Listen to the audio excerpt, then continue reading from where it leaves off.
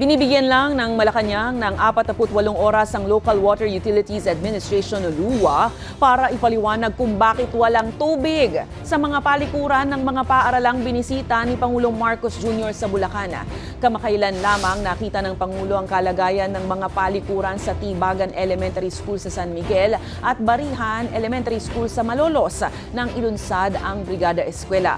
Giit ni Marcos, hindi naman mahirap gawin ang pag-aayos ng banyo, pero bakit walang tubig?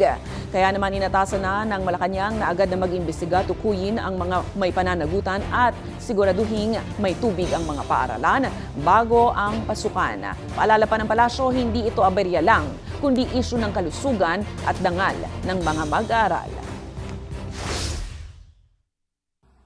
Inatasan ang Local Water Utilities Administration o LUWA na agad magsagawa ng investigasyon.